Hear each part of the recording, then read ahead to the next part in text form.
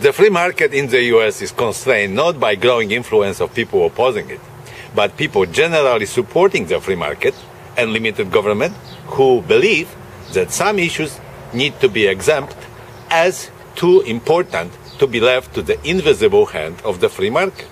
For some, healthcare is of such importance that it should not be left to the profit-driven corporations.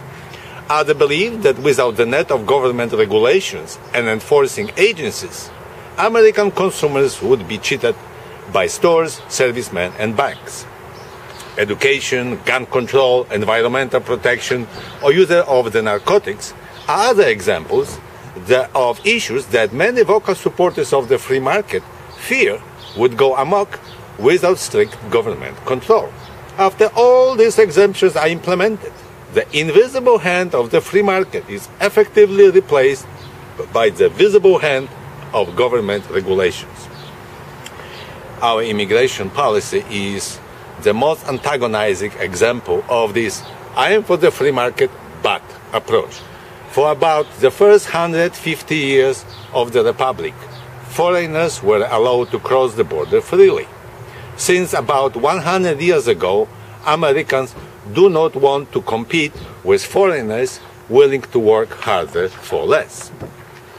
Also, these mostly poor and uneducated foreigners, 100 years ago mostly from Eastern Europe, now mostly from Latin America, have been perceived as a burden. It is telling that Americans opposing freedom of migration acknowledge that they cannot stand competition of foreigners they themselves consider backward. There is nothing immoral or illegal in the willingness of both foreigners and American employers to enter labor contracts for mutual benefit.